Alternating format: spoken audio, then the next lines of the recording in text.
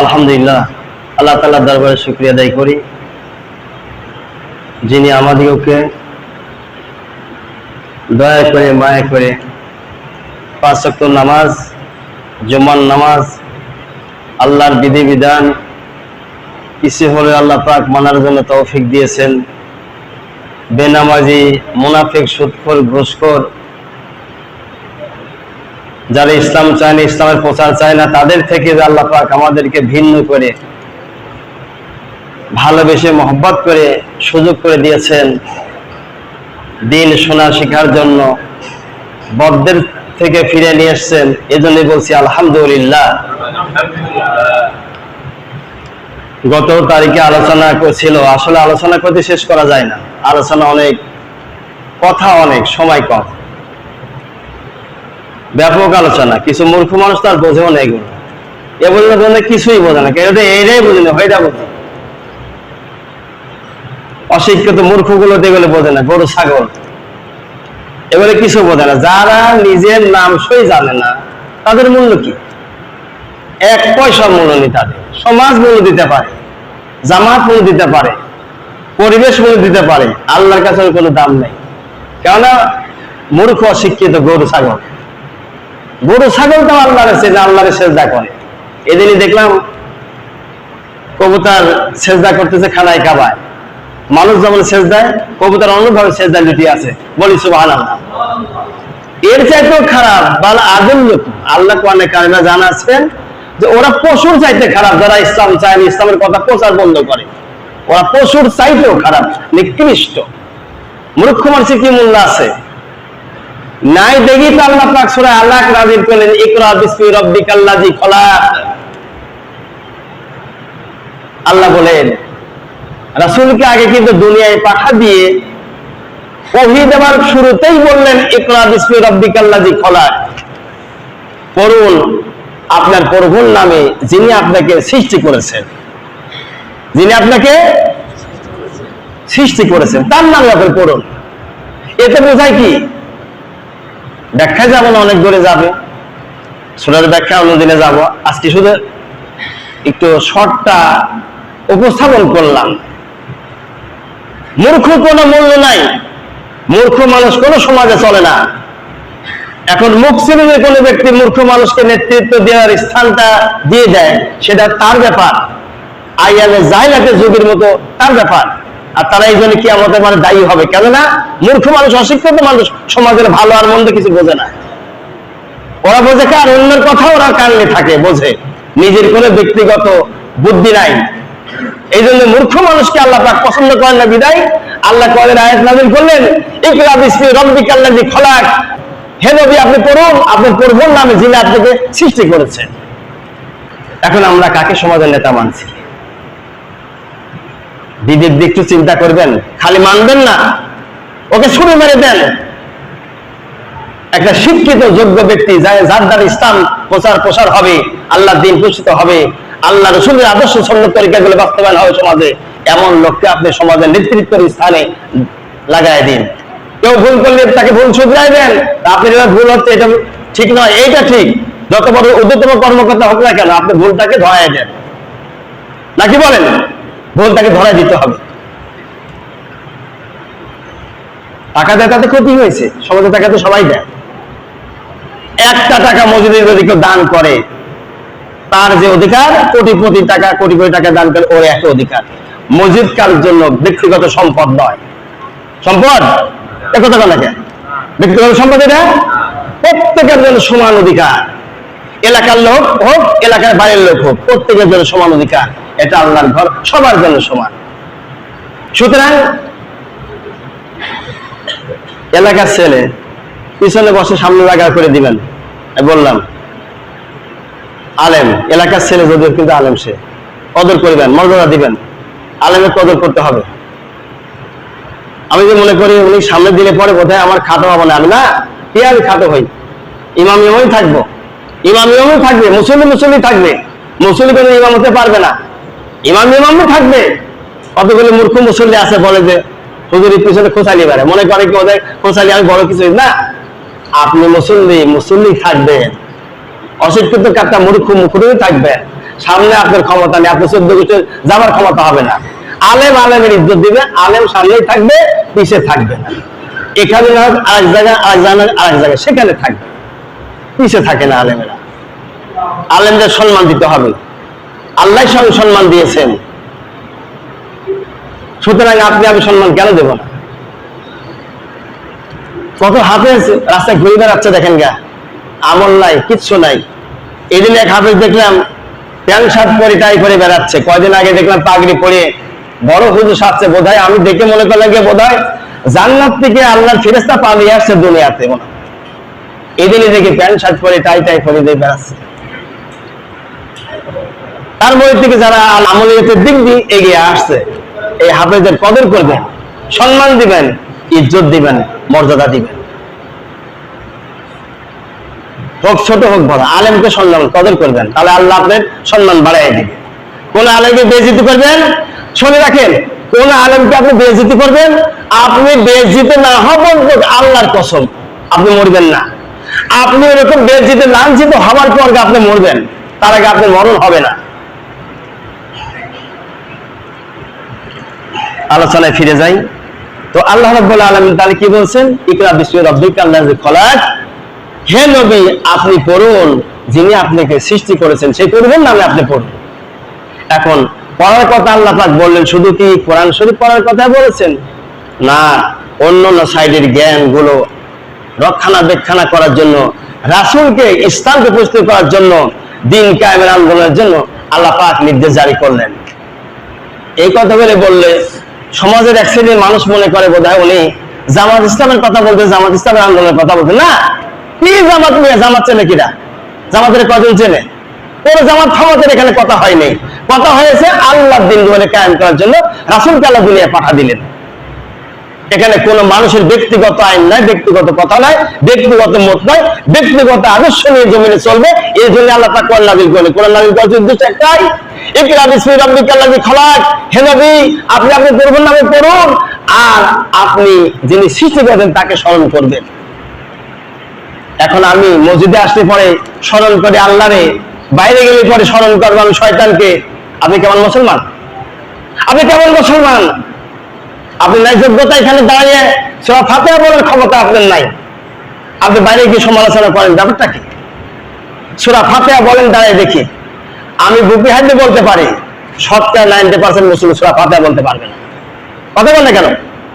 90% মুসলিম সূরা ফাতিহা বলতে পারবে না, অথচ বাইরে গেলে বিরাট মুফতি হুজুরি তেমনে বুঝে রাখতে চায়।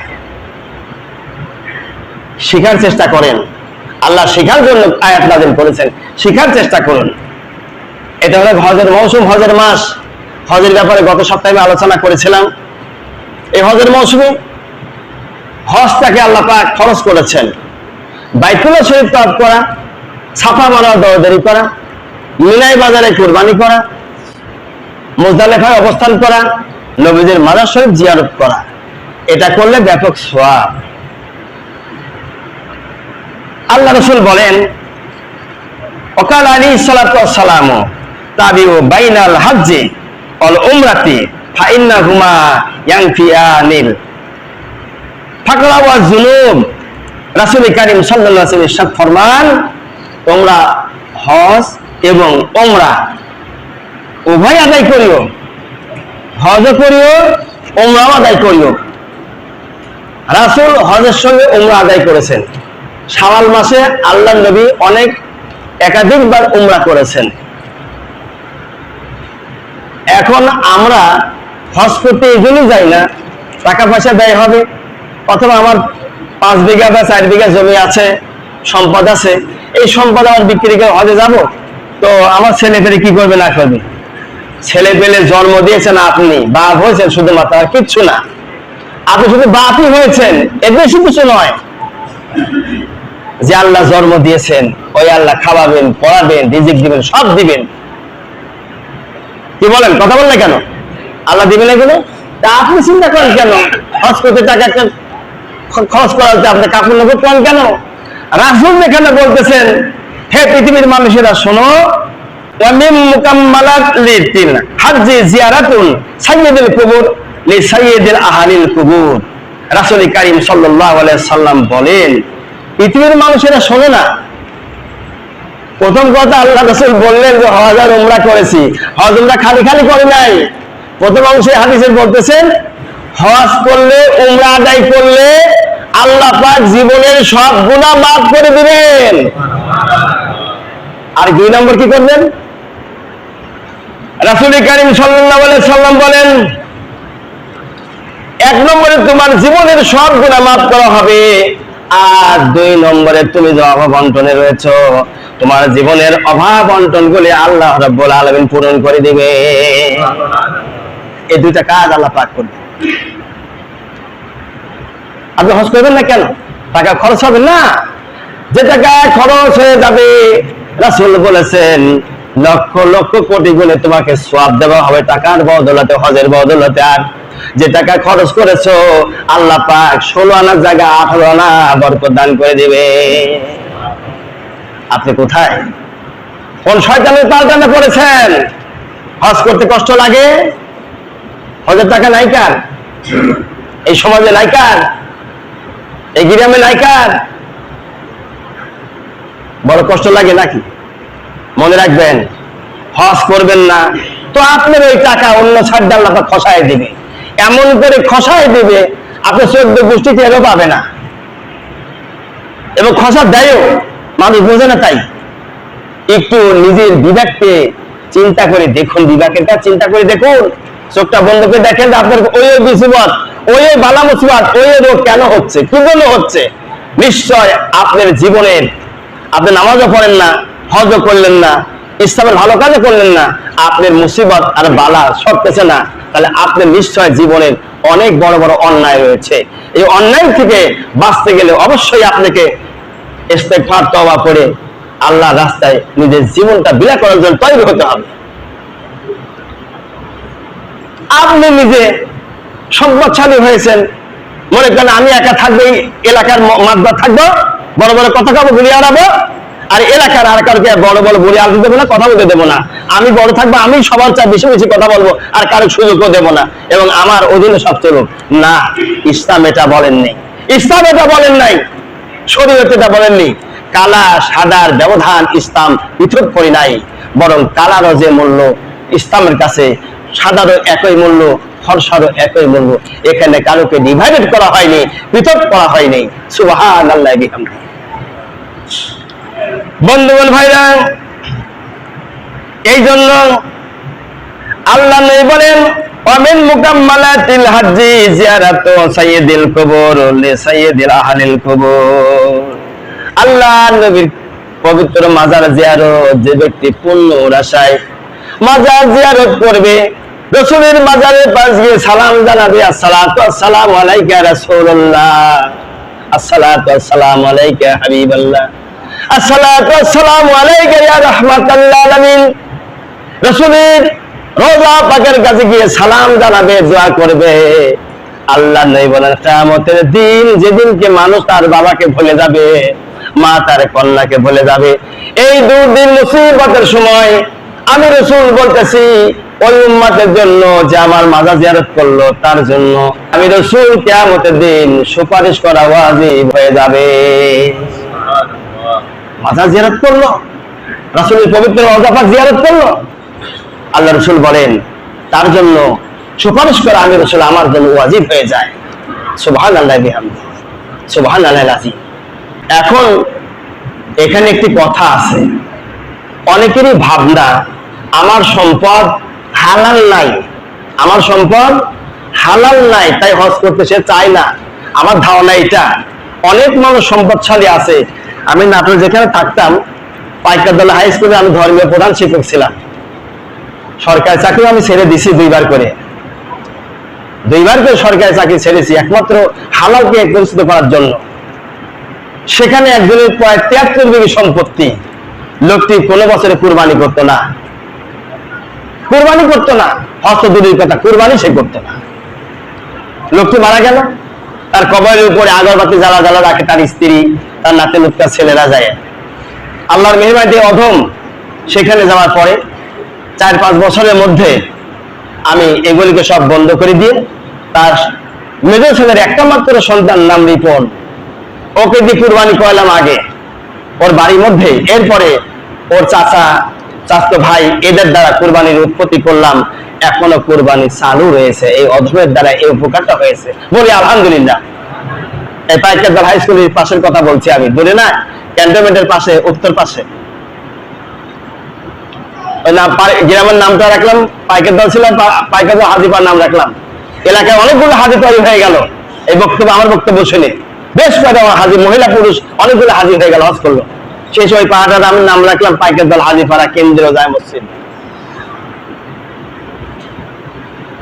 এখানে এরকম লোক তৈরি হতে হবে হজ করার জন্য। যদি হজ না করে বোঝা গেল ওই লোকটা সম্পদ খারাপ, সম্পদের মধ্যে ভেজাল আছে, তাই সে হজ করে সাহস পাচ্ছে না। মনে রাখবেন, ওই হারাম সম্পদ থেকে বাঁচতে গেলে একমাত্র তওবা করে, হজ করে এসে তওবা করে আল্লাহর কাছে ইস্তেগফার করে চোখের পানি ফেলায় বলে, আল্লাহ জীবনে যে অন্যায় করেছি, দুর্নীতি বা টাকা পয়সা কামাই করেছি, এ তো আর করবোই না, আল্লাহ যা করেছি তুমি হালাল হিসেবে কবুল করো, যাদের কাছ থেকে মেনে নিয়েছে আল্লাহ ওদেরকে ক্ষমা করে দিও, ওদেরকে মাফ করে দিও, ওদেরকে জান্নাতুল ফেরদাউসের মাকামে উচ্চ দান করি বলি আমি। এইভাবে দোয়া করতে হবে, আশা করা যায় আল্লাহ পাক কবুল করবে। এখন আপনি দোয়া করলেন না, হজও করলেন না, সম্পদ যাদের রাখলেন ছেলে মেয়ে নাতি নাতির জন্য, এই সম্পদ টুকরা টুকরা কাটা মাছের কুটির ভাগ হয়ে যাবে, তখন এই সম্পদ আপনাকে জাহান্নামে পৌঁছায় দেবে। আপনি বেশ থাকতে নিজে দেখতেছেন নামাজ পড়তে আসে না, রোজা করতে আসে না। রমজান মাসে কিছু মুসল্লি ছিল, রমজান বেরিয়ে গেছে, শাওয়ালে মুসল্লি কোথায় গেল? আমি তাই ফেসবুকে দিয়েছি হারানোর বিজ্ঞপ্তি, আমার কিছু মুসল্লি হারিয়ে গেছে, মুসল্লি আর পাচ্ছে না। আসলে তাই তো হয়েছে। সমাজের নেতা ভালো, শিক্ষিত, সমাজ শিক্ষিত হবে, সমাজ ভালো হয়ে যাবে। সমাজ যদি নেতা যদি খারাপ হয়, সমাজ কোনোদিন ভালো হবে না, সমাজও খারাপ হবে, সমাজের লোকজনও খারাপ হবে। কথা বলেন, এরাও খারাপ হবে। সুতরাং আসুন রাসূল কারীম সাল্লাল্লাহু আলাইহি সাল্লামের সুন্নত তরিকার উপরে আমরা আমলে পাবন্দী হয়ে যাই। এ মাসে 6টা রোজা ছিল, করলে 1 বছরের সওয়াব আল্লাহ পাক আমলনামা দিবেন, এ কথা আমি আলোচনা করেছি, আজও বলছি, আরো কয়েকদিন সময় আছে, যার দরকার সে করে নিবে, সওয়াবের অধিকার হয়ে যাবে। আল্লাহ রাব্বুল আলামিন করে জানিয়েছেন, যখন খানায় কাবা নির্মাণ হয়ে গেল, মুসলিম জাতির পিতা সাইয়েদনা হযরত ইব্রাহিম নবীনা আলাইহিস সালাতু ওয়াস সালাম, তিনি হলেন জাতির পিতা। আমার দেশে জাতির পিতা এক এক করে আমি জন্ম নিচ্ছে বা জায়গায় জায়গায় দেখতেছি জাতির পিতা হচ্ছে। জাতির পিতা মনে রাখবেন, জাতি মানে মুসলিম জাতির পিতা হলো ইব্রাহিম আলাইহিস সালাম। গোটা দুনিয়া যদি কোনো ব্যক্তি নিজের নেতৃত্বের স্থানে কবজায় নিয়ে এসে যায়, জাতির পিতা হতে পারবে না। জাতির পিতা কোন ব্যক্তি আখ্যায়িত করে অথবা কোন ব্যক্তি আইন পাস করে দিলে চলবে না। স্বয়ং আল্লাহ রাব্বুল আলামিন তার কোরআন থেকে, বিগত দিনের ইতিহাস থেকে প্রমাণ করেছেন জাতির পিতা হযরত ইব্রাহিম আলাইহিস সালাতু ওয়াস সালাম। কথা বলেন কেন? হযরত ইব্রাহিম নবীনা আলাইহিস সালাতু ওয়াস সালাম, তিনি হলেন জাতির পিতা। তিনি জাতির পিতা। আদি পিতা নাম কি? হযরত আদম আলাইহিস সালাতু ওয়াস সালাম। এটা মনে রাখবেন। যদি কেউ জাতির পিতা দাবি করে, মুখের উপর জুতা মারবেন, খালি খাল্লা জুতা মুখের উপরে মারবেন। জাতির পিতা একমাত্র ইব্রাহিম আলাইহিস সালাম, অন্য কেউ হতে পারে না, কেউ হতে পারে না, কেউ হতে পারে না। কথা বলেন না কেন? এই জাতির পিতা বইলে 100 বছর পূর্তি কোরআন শরীফের উপরে তার ছবি দিয়েছেন। বিশ্বাস করেন, সহজ কোরআন শিক্ষার যে বইটা আছে 2000 সম্ভবত 20-21, আমি কিছু কিছু কারণ ইসলামী ফাউন্ডেশনের সরকারি চাকরি ছেড়েছি, ইসলামী ফাউন্ডেশনের চাকরিও আমি ছেড়েছি, কিছু দুর্নীতির কারণে আমি ছেড়ে দিয়েছি। আমার কথা, আমি রিক্সা চালিয়ে খাবো, কুলির কাজ করে খাবো, ভ্যান চালিয়ে খাবো, অথবা আমি ওই টুকার কাজ করে খাবো, কিন্তু দুর্নীতিবাজ কোনো কাজ আমি করবো না। যার কারণে বর্তমান পাবনা জেলার ইসলামের দিদি, ওকে আমি ইচ্ছা মতো ধুলাই দিয়েছিলাম। আমি বাড়ি আলোটাই মনে মনে শিক্ষক ছিলাম, সেখানে তাকে ধুলাই ইচ্ছা মতো দিয়েছিলাম। আমি দেওয়ার পরে চাকরি ছেড়ে দিলাম। আমি দরখাস্ত লিখলাম চাকরি করবো না। অনেক রিকোয়েস্ট করেছেন অনেকেই, যাতে অভিজ্ঞতা সম্পন্ন মানুষ, নাটোরে চাকরি করেছেন, এখানে করতেছেন, আপনি ধরে রাখেন না চাকরি করবো না, এই দুদিন চাকরি করবো না, এই চাকরি টাকা নিয়ে হারাম হবে, হালাল হবে না, আমার রক্ত মাংস সম্পর্কে জাহান নামে যাবে, আমরা চাই না, ছুরি মেরে দিলাম, রাখলাম না কাছে। কারণটা কি? হালাল বস্তু আপনি একটুকু ভক্ষণ করবেন, তার শক্তি, তার স্পিড, তার আদর্শ চলাফেরা হবে আলাদা। আর হারাম টাকা যত সম্পদের পাহাড় হন না কেন, আপনার শান্তি নাই। শান্তি হবে? কোনো শান্তি নাই। আল্লাহ রাব্বুল আলামিন নবী ইব্রাহিম সাল্লামকে জানা দিলেন, আল্লাহ পাক হযরত ইব্রাহিম আলাইহিস সালামকে মুসলিম জাতির পিতা, তাকে জানা দিলেন ওয়াআযিন ফিন নাসি বিল হাজ্জি ইয়াতুকা রিজালান ওয়া আলা কুল্লি দামিরিন ইয়াতিনা মিন কুল্লি ফাজ্জিন আমিন।